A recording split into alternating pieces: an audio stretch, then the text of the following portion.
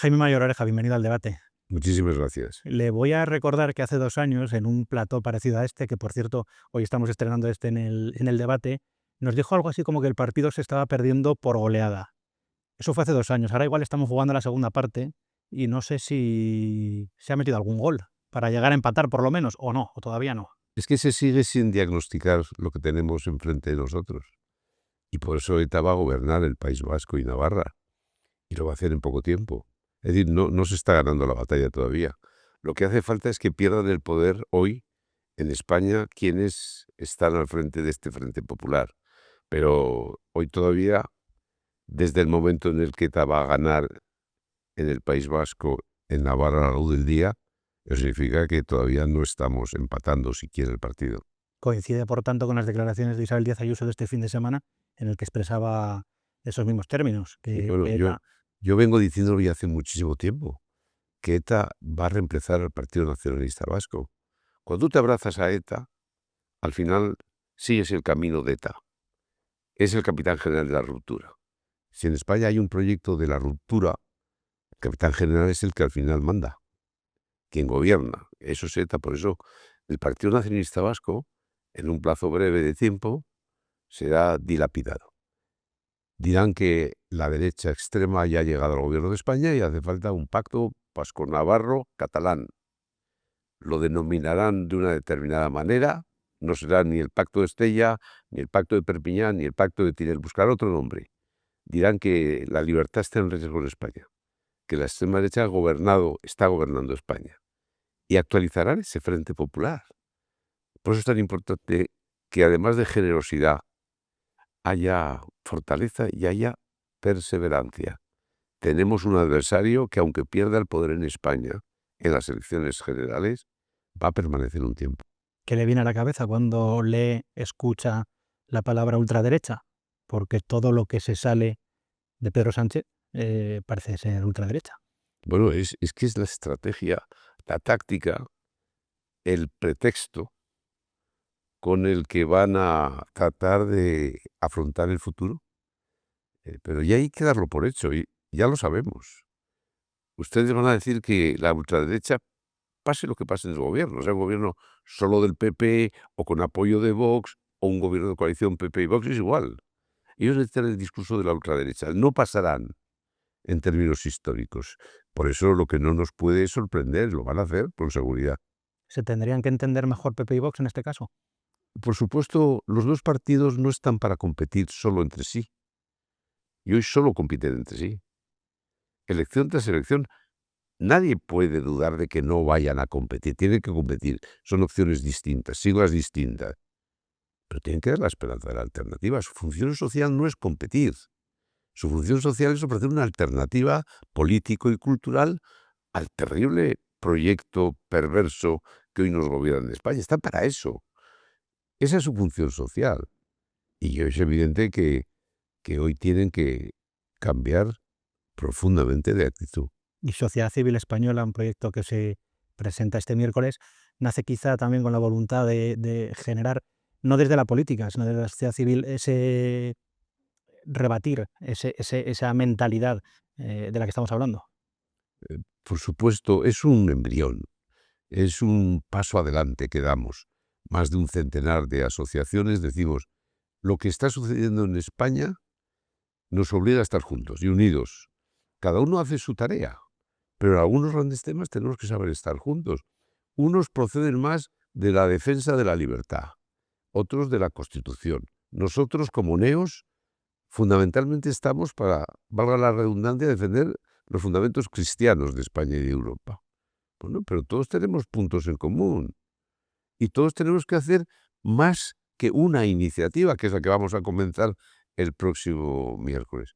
Pero claro, ahora, no engañemos a los españoles, somos un embrión. Hablaba de errores de diagnóstico, quizá también, en ese decálogo que se va a presentar el miércoles, que tampoco quiero desvelar hasta que lo hagan en público, se habla de que la sociedad española, que no ha despertado, pero no sé si está empezando a despertar, tiene una percepción, unos errores de diagnóstico.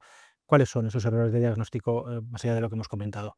De fondo, que todavía seguimos sin entender que lo que tenemos delante de nosotros no es el sanchismo, ni es el gobierno Frankenstein, ni un gobierno de coalición, ni un gobierno del Partido Socialista. Es un proceso histórico, cultural, político que se puso en España en marcha hace más de 25 años, que arrancó con el pánico de los nacionalistas vascos que se abrazaron a ETA y de los catalanes también que se abrazaron con ETA en los pactos de Estella y de Perpiñán, y luego el pánico llegó al Partido Socialista tras la mayoría absoluta del PP en 2000. Ese proceso es el que está en marcha. Y entonces ese es el que hay que derrotar democráticamente, que se ha hecho frente popular, se ha hecho gobierno. Mientras no entendamos esa profundidad del proceso, no lo entenderemos. También es verdad que se podía haber hecho antes, cuando gobernó el PP el 2011, pero prefirió mirar para otro lado en aquella circunstancia y no denunciar el proceso que había puesto en marcha ETA y Zapatero el 2004. Vamos a hablar del Partido Socialista. Hablamos de Zapatero, hablamos de Pedro Sánchez. ¿Qué está pasando en el PSOE que usted conoció? ¿Es otro partido? ¿Está derivando, hoy decía Jordi Sevilla, eso de que hay gente dentro del partido que si ya se pronuncia en contra de Pedro Sánchez? Yo no lo veo, de momento, más allá de alguna salida de Milano García Paje, en su día Lambán. ¿Qué le pasa al Partido Socialista? Bueno, es que el pacto con ETA no cambió a ETA, pero provocó la transformación y la metamorfosis del Partido Socialista. Formó parte de una mentira que sustituía al crimen de ETA. Pero algo tiene que sustituir el crimen. Es un proceso mentiroso. Y entonces, a partir de ese momento, el Partido Socialista se ha producido en él la gran metamorfosis, la gran transformación. Se ha transformado en una gran mentira. Su aliado principal es ETA. Su aliado principal es Esquerra Republicana de Cataluña. Son sus dos aliados principales. Entonces eso lo que ha producido, pues lógicamente, cuando se produce una metamorfosis, una transformación, hay gente que está en desacuerdo. Pero hoy por hoy, nada hace previsible que se impongan al acuerdo con ETA en el que han llegado de una manera formal en 2004. ¿Y cree usted que se puede recuperar al Partido Socialista para regenerar, no sé si decirlo así, el sistema político español? Antes hay que derrotar los que no estamos en el frente al frente. Y lo primero es derrotar al Estoy frente. corriendo mucho quizá, ¿no? Estoy yéndome en el Bueno, tiempo. yo creo que España necesita un partido socialdemócrata. Pero no sirve para nada hacer guiños a un partido como el socialista, que está más abrazado a ETA y a un proyecto de ruptura que a la posibilidad de entenderse con nosotros. Es igual que hacer guiños al nacionalismo, en la moción de censura. Absurdo. Lo que haya que hacer hoy debe estar fuera del frente. Ninguna de las piezas del frente son elementos posibles para regenerar, para revertir todo lo que ha hecho este Frente Popular desde el año 2004, primero con Zapatero y a partir del 2018 en el gobierno con Sánchez, ¿no? Es decir, que es una pérdida de tiempo. No hay nada que hacer, porque los que están hoy en ese Frente Popular, esa asociación macabra, es evidente que van a continuar. Porque van a decir que como llega una ultraderecha, pero va a ser muy débil, porque hay muy poca cohesión entre los dos partidos, PP y Vox, dirán, hay que esperar. Bueno, nosotros tenemos que tener paciencia y perseverancia, pero incluso cuando si ganan los que tienen que ganar, incluso para saber que enfrente vas a tener un Frente Popular actualizado, vasco-navarro, catalán. ¿Cómo tienen que organizarse los que tienen que ganar para ganar? Bueno, primero, entendiendo que hay tres etapas muy distintas. La primera, hasta antes de las elecciones. Van a hacer lo que no está en los escritos, lo que está fuera incluso de la Constitución. Van a morir matando, pero estos meses yo creo que van a tratar de ir a extremar su posición. Luego vienen las elecciones, que hay que ganarlas. Las encuestas, cuidado, ojo, por una razón, porque siempre ajustan los resultados. Por poco que movilicen las izquierdas, al final, por mal que hayan hecho las cosas, al final hay un voto que es sólido. Y tercer lugar, después de las elecciones, es la tercera etapa. Tendrán que saber, entender y comprender que van a tener un rival todavía, que es el Frente desde el País Vasco, Navarra y Cataluña esencialmente. Entonces hay que estar preparado para todo ese recorrido. Exige generosidad y fortaleza. ¿Cuándo calcula usted que serán esas elecciones? Yo no tengo ni idea. Eso ya es un pronóstico, no es un diagnóstico. Pero yo creo que lo lógico es que sean el 2026 o el 2027, pero ¿qué más da? Ellos, yo creo, los socialistas, les interesa que haya unas elecciones autonómicas donde puedan fortalecer el discurso de que viene la ultraderecha, cuando el PP y Vox, como en Valencia, lleguen a un acuerdo en Extremadura. Y probablemente lo harán si en Castilla y León repiten ese resultado. Bueno, entonces yo creo que ya a partir de las elecciones andaluzas, o simultáneamente a ellas, ya estamos ya en vísperas de unas elecciones generales.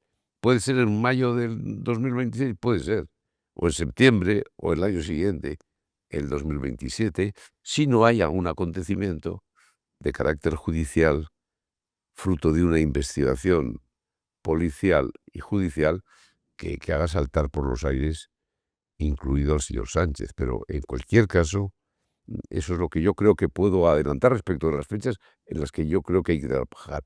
En cualquier caso, tenemos un periodo que la alternativa no debe perder, que no solo deben competir los partidos, que tienen que trabajar con la discreción necesaria en preparar al día siguiente si se gana.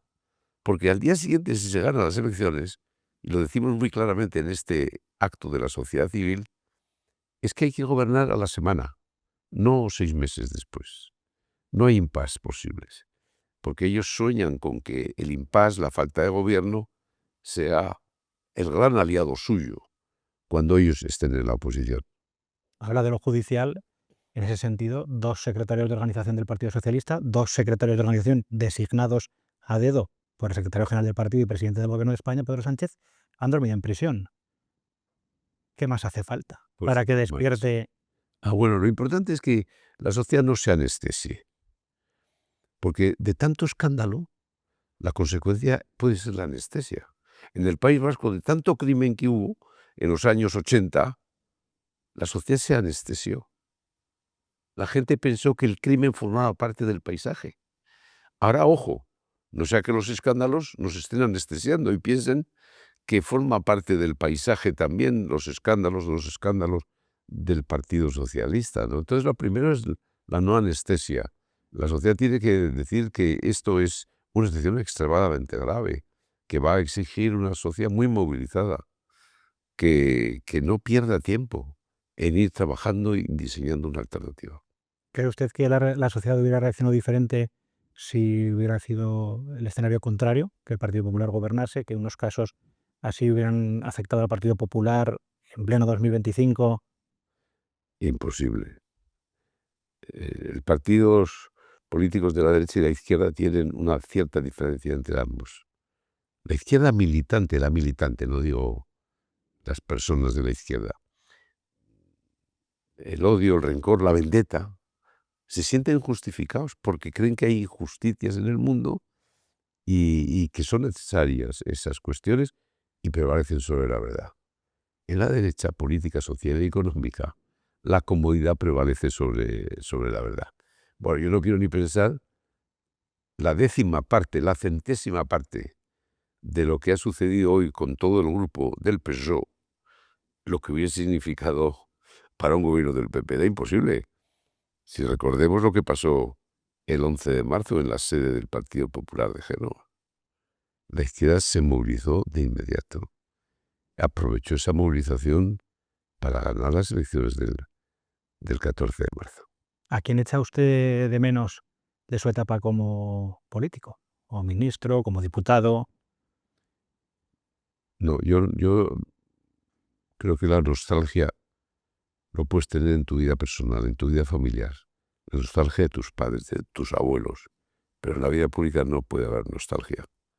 Lo que puede haber es una tarea permanente y un quehacer permanente, pero no hay nostalgia. Ahora bien, qué duda cabe, que todos tenemos que hacer la reflexión de que cada día la vida pública, el quehacer público, no solo en la política, también en otras instituciones, está demasiado exageradamente presidida por la mediocridad.